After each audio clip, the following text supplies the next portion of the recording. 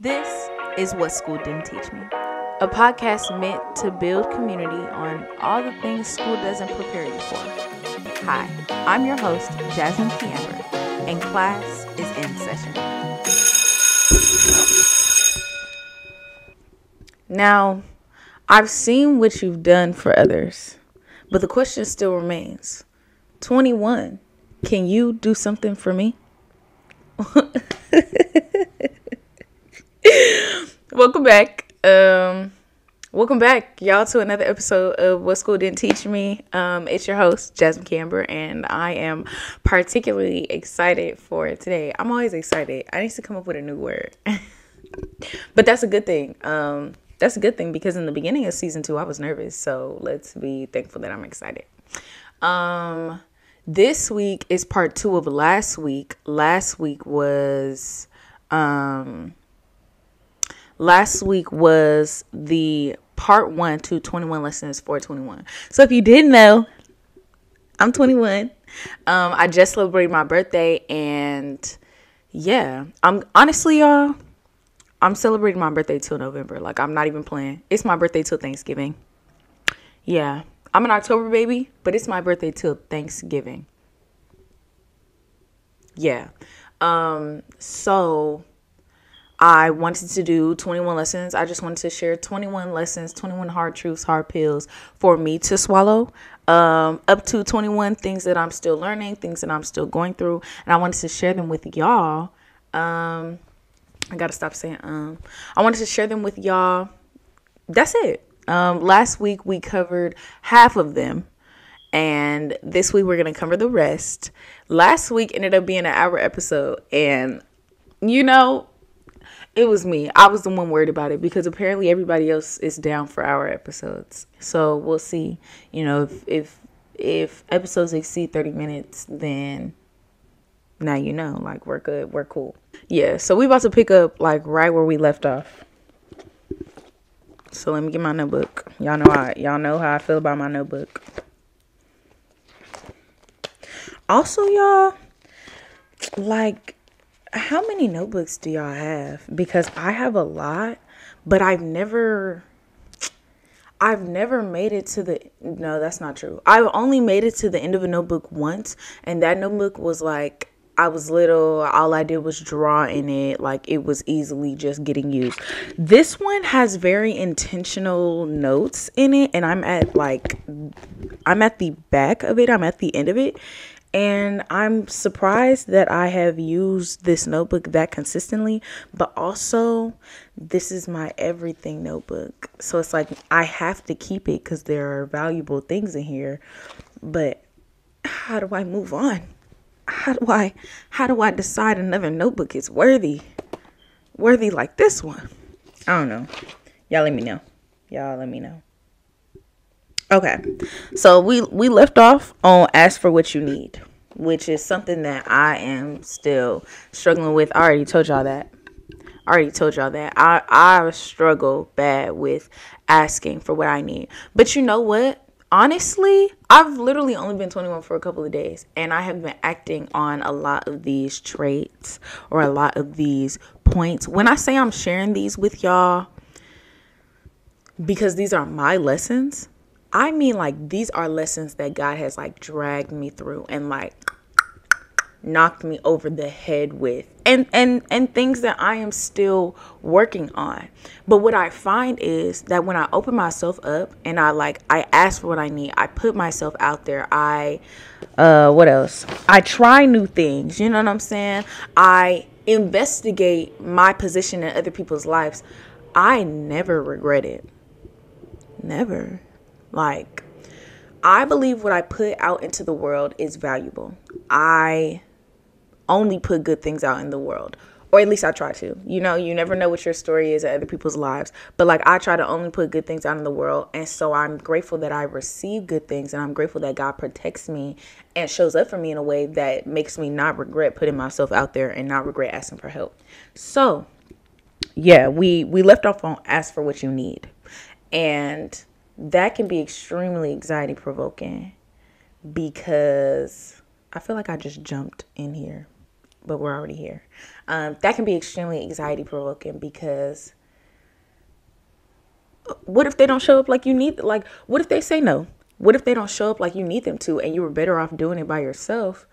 And what if, like, just a whole bunch of what ifs? Like, what if things just don't go right? But I promise you, like, you will be rewarded for your vulnerability and your transparency, you know? And if you are clear about what you need, you got to allow people to be clear about what they can give you, you know? So yeah, that was number 10. So now we're hopping into number 11, which is literally, it's one of my favorites, but also directly tied in with number 10. Let people help you. That's it. Let people help you. You know, if you're like me and you're Miss Do It All, then if you're like me and you're Miss Do It All, then you already know or have an expectation for how you want to do things. And when you ask for help with other people, I literally just said it. When you ask other people for help or when you invite other people to help you, sometimes they don't do it right. Let's be honest. And it may not be that what they're doing is wrong, but it just doesn't look like how you want it to look. So there are two things for that. One, sometimes the way you do things, sometimes you have to focus on the end goal and not be so detail oriented with other people, because you'll find yourself micromanaging the way people do things when you were going to come to the same end goal, the same product in the first place. And now you have wasted your energy and they probably don't even want to help no more, you know? So I have had to learn, like, if I trust this person enough to help me, let me trust their process as well. Because if I know that we are on one accord about the end goal and the expectations, then how they get to the end goal is not supposed to be my worry. Now, if they get to the end goal and our end goals look different and it doesn't look tweakable, well then, okay, like, let's have a conversation about our expectations again, you know? But let people help you. So that was the first part. But also be open to, like, surprises. You know what I'm saying? Like, you never know who will come out of the woodworks to help you. You never know who comes out of the woodworks to support you. You never know who is watching what you do, admiring what you do, and is looking to be a part, or is looking to help you, or is looking to support you in any kind of way that they can. Like, when I finally got out of my head and started the podcast, I was very surprised by the amount of support that I got, and it superseded my expectation, the expectation that I thought I would get, or the support that I thought I would get when I was 17 thinking about the podcast. You know what I'm saying? Like, you will be surprised, because a lot of times, if you're like me, so I'll speak for myself. A lot of times I don't want to ask for help because I don't think anybody wants to help me, or I don't think anybody wants to support me. A lot of times I don't want to ask for help because I think people don't have the capacity to help me. Either they don't know how to, or they literally can't. Or when they do it wrong. Not they do it wrong. They don't do it like I do it. They don't do it exactly how I do it. And that's where the micromanaging thing comes in. Like, if you don't have to run behind them and fix every little thing that they did, leave them alone. But also give people the opportunity to, like, say yes or no to helping you. You know, like, I wasn't even asking because I was already under the assumption that nobody was going to be there to help me. Like, nobody had the time, space, energy to help me. Let that be other people's decision, you know? Like, you'll be surprised about how many times you'll ask and people will say yes. You'll be surprised how many times you'll ask for something and it will open another door. Like, just be open. Let people help you. Don't be Mr. and Miss Do It All. Don't do it. You will burn yourself out. You will drain the love out of things, drain the joy out of things. You will burn yourself out trying to do it all, because you literally can't. We were put on this earth to support each other. Let people help and support you. As many times as you help and support other people, let other people support you. Number 12 of hard truths, hard pills to swallow. Turn on that gospel. Turn on that gospel. That Kirk Franklin, that Alex Jean, that Caleb Gordon. Something. Donald Lawrence. Brent Jones. Brian Courtney Wilson. Turn it on. Dietrich Haddon. Turn it on. Turn on that gospel. Especially when you really don't want to listen to it. Like, I was watching a video and this girl was talking about like going through breakups and like why people stay miserable after a breakup. And she was saying like, turn off that sad music. People like intentionally listen to sad music. And I've had a conversation with my friends. I've had a conversation with my friends recently about how like sadness can be like a really, really interesting feeling because it makes you want to sulk in it. That's just the truth. Sadness makes you want to sulk in it. And when you try to turn on something that's not sad, it's like your body doesn't want to listen to it. Or when you try to turn on gospel after being in the world for so long, it's like your body doesn't want to listen to it. But that's the time where your spirit needs it the most. Your spirit is dehydrated. If this is your reminder to turn on your gospel. This is your reminder that your spirit is dehydrated. It's been a couple days since you've been in your word. It's been a couple days since you've watched a sermon. It's been a couple days since you've listened to some gospel. Turn it on. Turn it on. I was watching, I think it was Michael Todd, and he was saying like, I have to fill myself with Jesus every day. Because if I don't,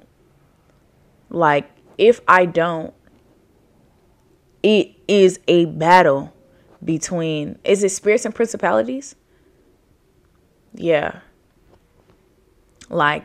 And for me, I had to learn, I'm a person who is deeply affected by music.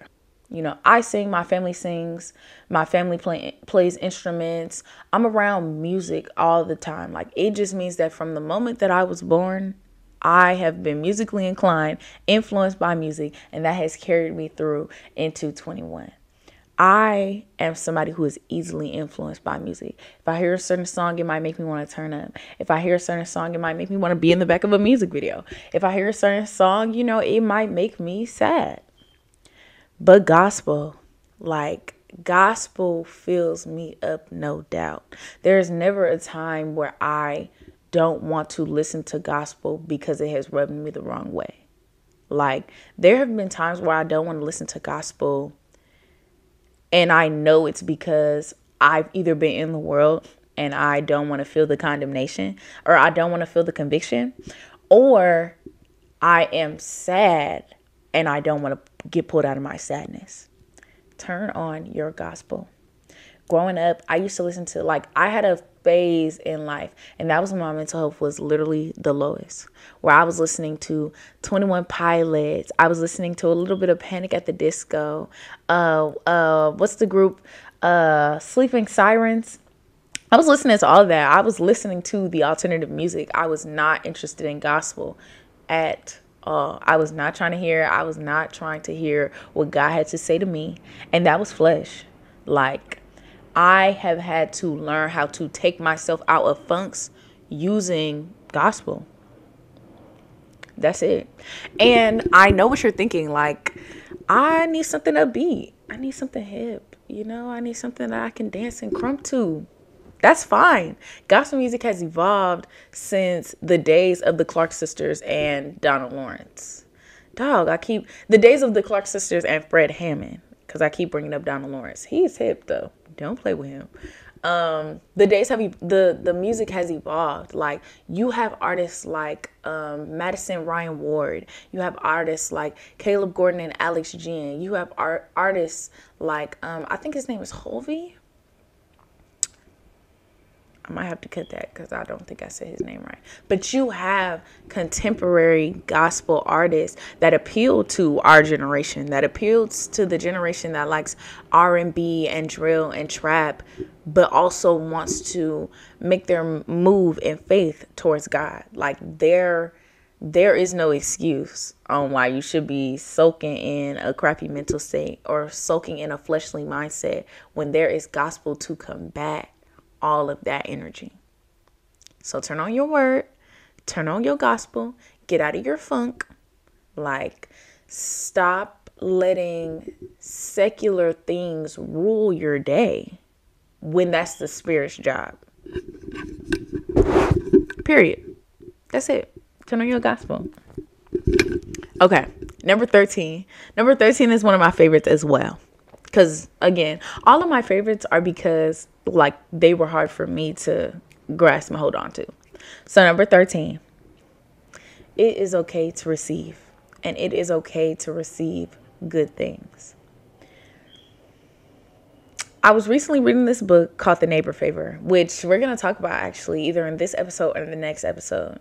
I was reading this book called The Neighbor Favor. Book was so good. Like, got my cousin on it. Got my other cousin on it.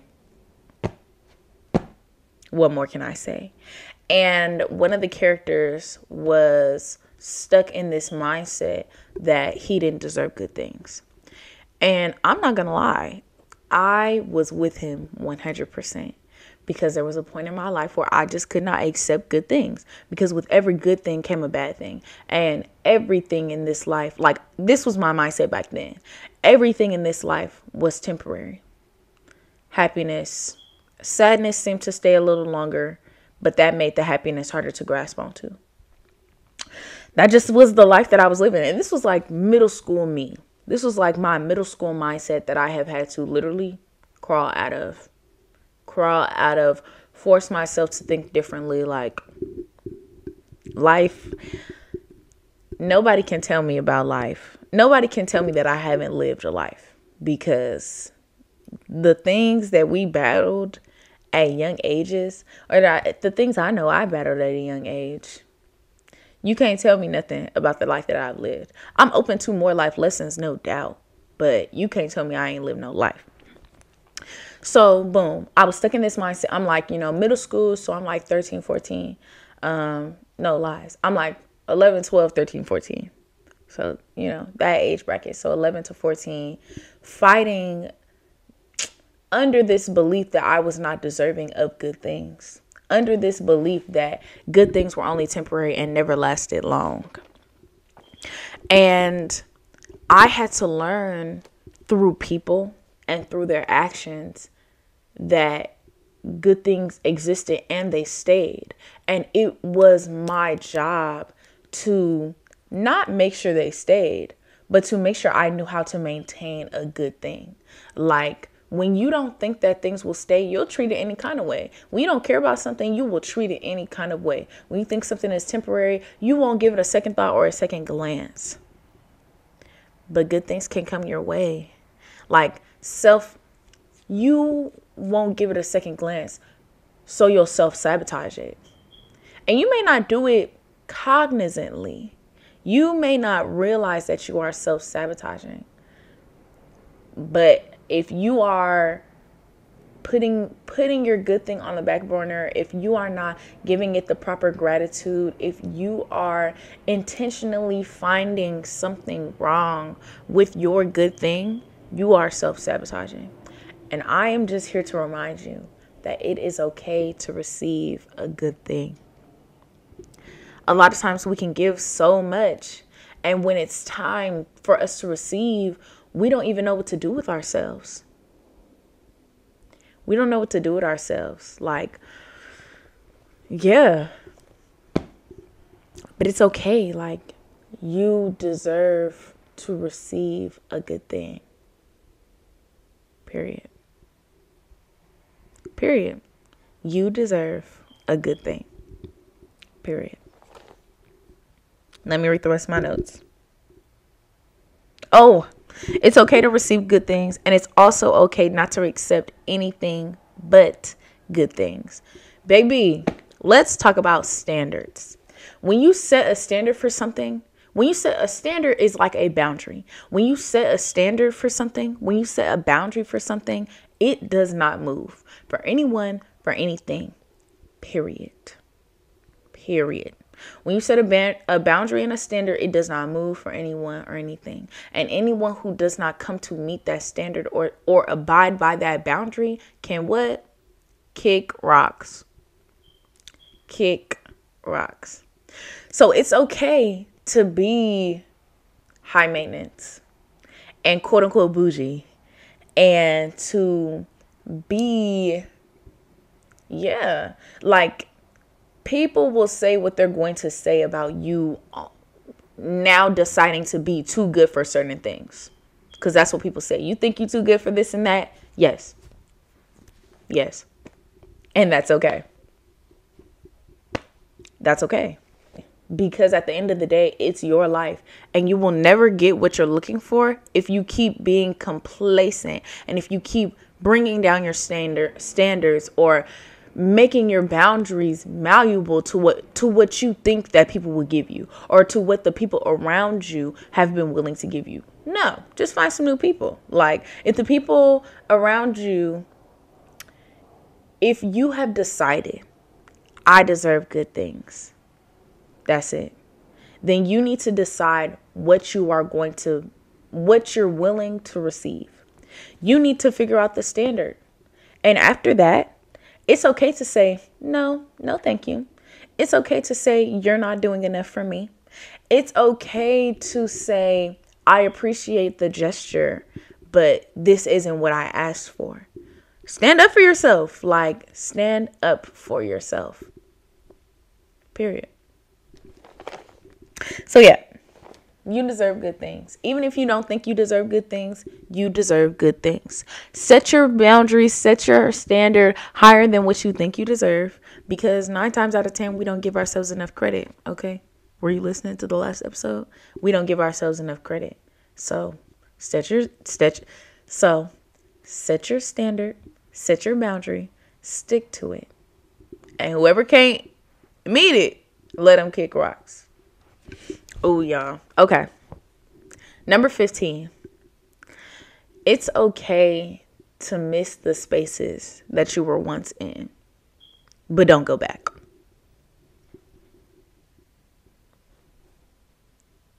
Yeah.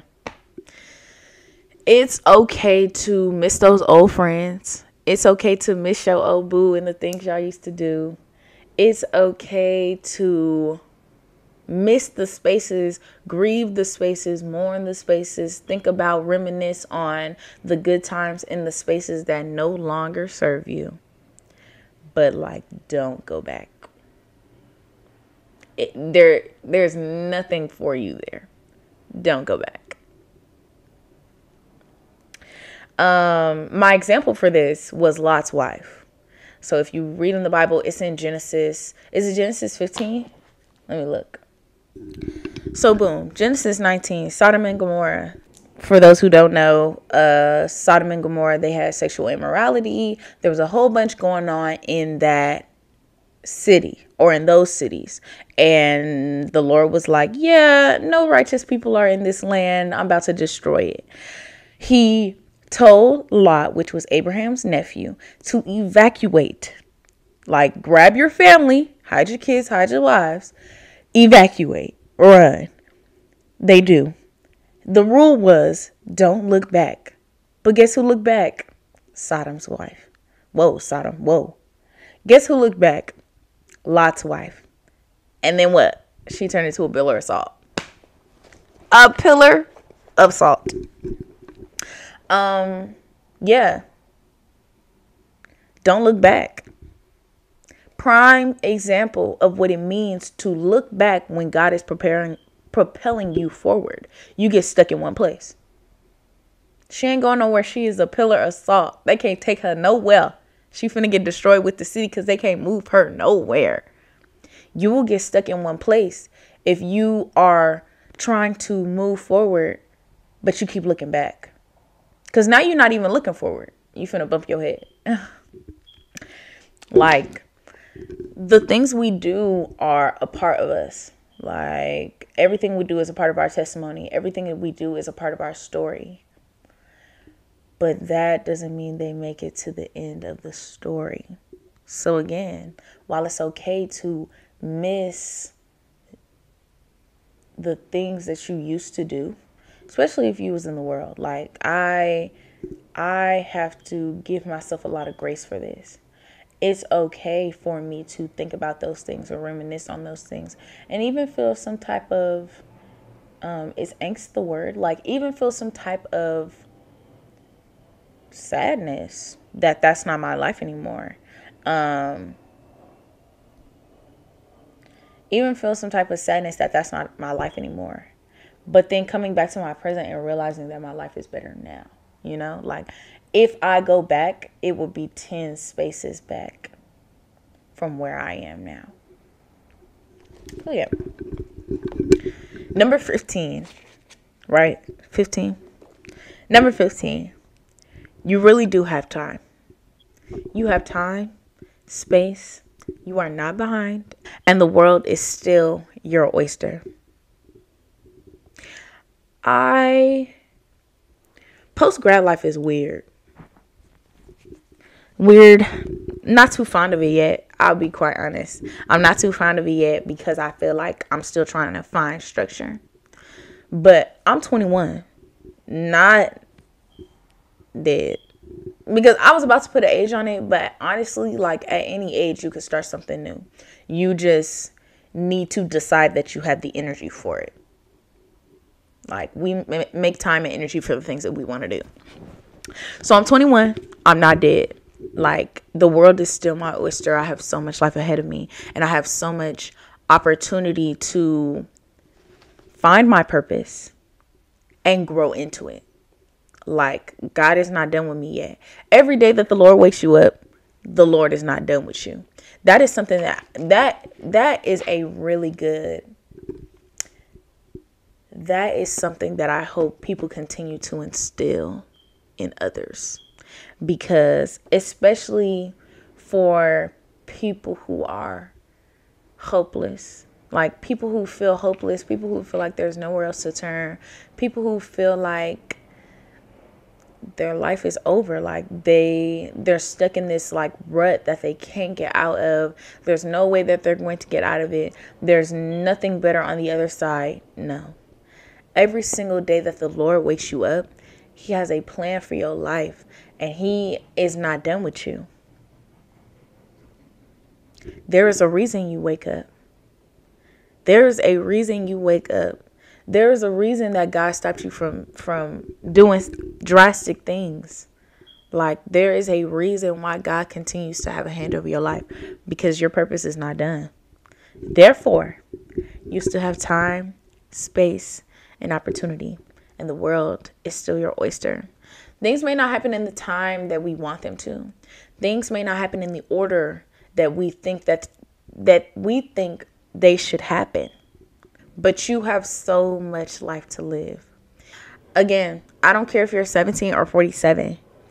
Every day the Lord wakes you up, there is something for you to do. There is a way that you can walk in your purpose. Don't feel stuck in a rut, because you're not. Things may feel stagnant now, but that's something that you should consult with God with. Just know you are not as enclosed as you think you can be. You are not stuck in one place.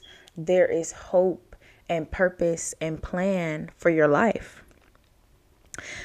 Yeah, you may not be at the destination yet, but the journey is how you get there. And sometimes journeys are long, bumpy roads. Yeah. Number 7. Oh, I'm sorry. Number 16. Right? We on 16. The power of the tongue is vicious. Okay? The tongue is a sharp, double-edged sword. It can hurt you and the people around you if you use it incorrectly, if you use it recklessly. So be mindful how you speak over yourself. Be mindful of the things that you say. Even if you think you're joking, like your subconscious doesn't know the difference. And there's truth behind almost every joke. I don't say every joke because I don't know if I believe there's truth behind every joke, but there's truth behind almost every joke. And your subconscious will feed and soak up what you say. Be mindful of what you say about other people. The things that you say about other people and the things that you say to other people. You never know what that does for them. You never know how that affects their life for days, months, years. What you say shapes your mind, which shapes your perception, which shapes your reality. So if you are walking around every day like, oh my gosh, this is an inconvenience, and oh my gosh, I really hate doing this and I really hate that. Like for example, let's say you don't have a car and you're taking the bus. If every day you say, oh my gosh, I am not looking forward to this walk. Oh my gosh, the bus is late. It's always late. I hate when the bus is late because that makes me late for work. Oh my gosh, after work I don't even get to relax because then I gotta walk to the bus stop, gotta walk to the bus, get on the bus, and then walk from the bus stop back home. What do you think that's doing for your everyday mentality? I have had to check myself. I have had to correct myself on how I speak over my job. Like, my job is not easy. And for whatever reason, like, my job is not easy. And that can make me not want to go. I have had to correct the way that I talk about my job. I have had to correct the way I talk about my job to other people when they ask, and to myself. Like, I thank God that I even have a job. I thank God that I'm in a position to be an influence to the people that I influence. I thank God that somebody hired me. I thank God that I am one step into my purpose. This job is bringing me one step into my purpose. And although it is not an easy job, it is a job that I am grateful for. And I'm only grateful for it because of how I have shaped the job in my mind, with my perception, with the words that I speak, with the tongue that I have. You see how I brought that back? The power of the tongue is vicious. How you talk about yourself, how you talk about your situation, your belongings and your items is all about being a good steward. Are you a good steward over your mind, over your body, over your belongings? Like, it starts with your mouth and your perception and your tongue. It starts with your tongue. So yeah, just remember that the power of the tongue is vicious, and use it for good and not evil. Use it to uplift and not put down. Use it to encourage and not discourage. Number 17. Sometimes God will put people in your life for future reference. So let them come and go. And by future reference, I don't mean like, oh, we're going to meet each other again in some way, on some day. No, I mean like, just like I said in part 1, sometimes you are the reason in people's reason season in a lifetime. Sometimes we are put in people's lives, or people are put in our lives to show us things, to show us what we want and what we don't want. And that's okay. Like, they're here to show us what we want and what we don't want, and to literally just be on their way. Like, I want people in my life like that person. I want people in my life that support me like that person did. I want people in my life that show up for me like that person did, who loved me like that person did. That doesn't mean that this particular person you're talking about is going to be in your life forever. It just means that now you have been able to put something on your checklist of standards that you want in people, in friendships, in relationships, in supporters, in business partners, in relationships. On your checklist of requirements, they have now introduced something new to you for future reference. So that when you get people in your life who stick around, they already have oh so many qualities that you have vetted them through, and now you know they're legit so they can stick around. You have to get introduced, like some things we won't accept or we won't require because we don't know that they exist, or we just haven't been exposed to them yet. Sometimes people come into our lives to expose us to certain things, to expose us to good things and to bad things. You have to let those people come and go. You have to thank them for the experiences that they provided in your life, and you have to let them come and go. Number 19. Oh, I'm sorry. No, number 18. Look at me ahead of myself. Number 18. Do what makes you happy. This one should have been harder, and I don't know why it wasn't, because this is something that I have pushed myself to do in the past like couple months. Do what makes you happy. We are so young. Take pictures. Record yourself. Dance in public. Act a fool. Order what you want to order. Live how you want to live. Do the things that are going to make you happy.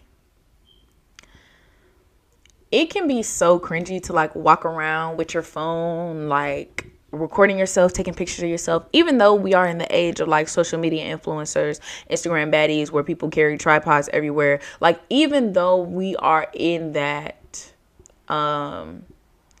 era, I personally don't see a whole lot of people put up a tripod and record themselves. You know, I don't see that. I find that I have to remind myself that I live a good life, because I'll go on social media and I'll see people and they're out and about and they're influencers and they're looking great like they look, and they're in these beautiful elaborate places, and I forget, like, I be looking good, I be looking cute, I be in great elaborate places, but I don't take a picture, I don't record myself. And then I think about why. It's like, oh babe, because that's cringy. Who said? I get embarrassed to like pull out my phone and to savor the moment, or to, you know, like make sure I'm capturing the things that I want to capture, for fear of looking weird or being called conceited or being identified as somebody who thinks they're all that.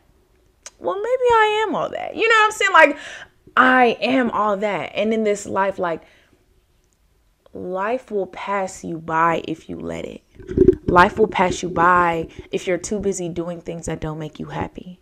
You will age quicker if you are not savoring the moment. So, do what makes you happy.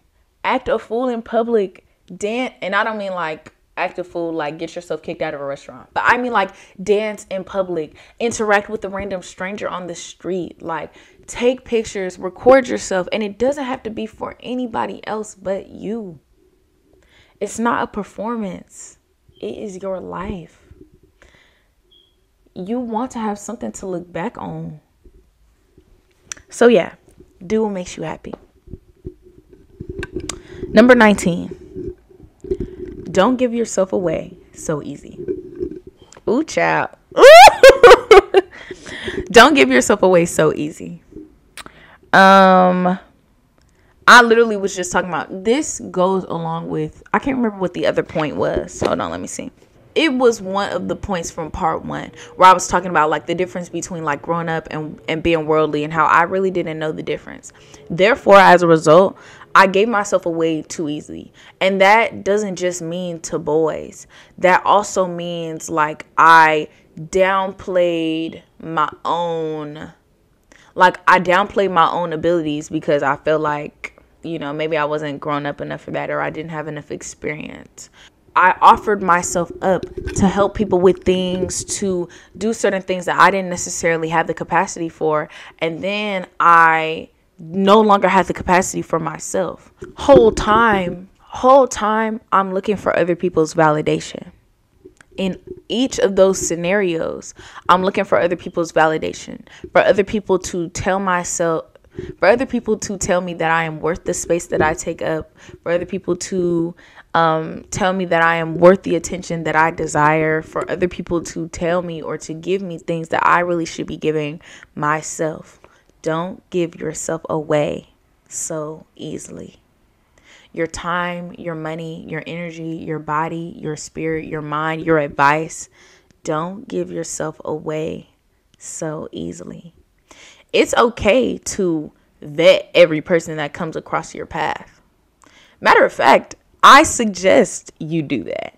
Maybe don't get hyper focused on it. Like, don't develop a trait of not trusting anybody. But don't give yourself away. Like, don't undersell yourself. Yeah. Don't undersell yourself. And I think that that's a lesson that we should be learning early in life. Do not undersell yourself. Oh, number 20. Yeah? 20? Okay, yeah. Lesson 20. We almost done, y'all. Thank you for sticking with me. We almost done. Lesson 20. Go without. Go without. If you feel like there's something that you can't go without, it's a problem. You're addicted. It's an idol. Let it go. Like, I know that I was just talking about, like, you know, like, take pictures, take videos. This is a whole separate thing. But get off your phone. Get off your phone. When we are on our phones, not only is it a distraction, but your phone literally transports you from your reality into an alternate reality where you are allowed to have a short attention span and block the people who don't agree with what you agree with, where you can completely dissociate from the world around you, avoid the people around you, and interact with people who don't care if you live or die. So go without. Get off your phone. Get off social media. Like, get off your phone. Get off social media. Go on a fast. Take a smoke break. Like, take a smoke break. Not a tolerance break. A smoke break. Like, stop drinking. Like, if you feel like there are things that you can't go without, you need to put yourself to the test. You need to push the limit and go without. Like, you will be surprised at things that have a hold on you that you think you have control over. You overestimate your flesh and underestimate the spirit. Don't overestimate your flesh. The biggest, like, you hear that the biggest thing an addict says is, I can quit anytime. So quit. For a month. For a week. Then a month. You know what I'm saying? Like, don't let things have a hold on you. So go without. That's really all I have for that one. That's really all I have for that one. Because I have a family who has addictive personality traits, and I will find that I like something and then be hyper focused on it and then be obsessed over it. And I will have to, and it wasn't until I started being serious about my walk and going on fasts that I realized the things that had such a grip on my attention. Like smoking real bad, being on my phone when I'm anxious, being on social media, comparing myself. And the smoking came with God. Like that, I really put that in God's hands to release that. But social media, it was like I had gone on a social media fast and I was watching sermons, and the sermon was like, if the Lord tells you to fast longer, will you do it? And I was like, oh, bet. Yada, yada, yada. Okay, cool, bet. And then my phone broke. I didn't see the comparison. I didn't see the relationship right away. But I would be on social media like straight wasting my time. And my phone broke, and I realized, one, the hold that social media had on me, I noticed that in the fast. And then when my phone broke, I realized how liberated I felt when I didn't have it. Like, you're not going to die. If you feel like you're going to die without that thing, you need to take a break. You got to take a break. Like, put limitations on yourself, because you will limit yourself being tied and attached to things that you don't need to be tied and attached to. And that includes people. You will stunt your growth, your purpose, if you tie yourself to things that you don't need to be tied to. So yeah, go without. And it don't have to be forever right away, but make that progress, make that effort. Number 21. Can you do something, man? Okay. 21. My absolute favorite. My theme for literally the rest of my life. 21. You over them. Every single time. You over them. Because that is something that I carry with me. So in Trust That Intuition, I talked a lot about needing other people's validation and needing other people's opinions for things that I wanted to do and decisions that I wanted to make. And that came from a deep caring or a deep consideration of what other people thought. And at some point I had to realize, I had to stop and really think to myself, who has to live this life? Me. So whose opinion really matters here? Me. So it matters what I want. It matters what I want over what anybody else wants, thinks, could say, period. You over them. I don't know what everybody's home is like, but I know for me, and for a lot of people around me, we can get caught up in what our families want for us, what our friends expect of us, what external pressures come with being us. And at the end of the day, we are the only ones who have to live our lives. We are the only ones who have to live in this body. We are the only ones who have to deal with this consciousness. We are the only ones who have to give an account to God about our actions and the way that we have lived our lives. So you need to do what's best for you. You need to decide what's best for you. You get that liberty and that opportunity and that freedom. You just have to let yourself have it. It's you over them. If there are people that expect certain things out of you, expect you to give yourself to them, expect you to put your wants and desires down for them, it's your job to figure out if it's worth it. Because it's you over them. When we are older and we look back on our lives, wouldn't you want to look back on a life full of your choices? I don't want to look back at my life and think about all the ways that I have been influenced by other people and their wants and their expectations and their pressures for me, because I guarantee you that is not what my ancestors prayed for. No. The people who came before me prayed so that I could have the freedom to choose and to put myself first over anybody else's opinions, actions, wants, desires, expectations. That includes friends, family, jobs, period. It's me over them. It's you over them. So be selfish. Be selfish. Because what do they say? Self-care is not selfish. If you don't put yourself first, nobody else will. Like, I could ask who will, but I'm going to just tell you, nobody. Nobody will. And people will pick up on how you don't put yourself first, and they will continue to put you last. So it's you over them. Every time. That's it. 21 lessons. 21 lessons. 21 hard truths at 21.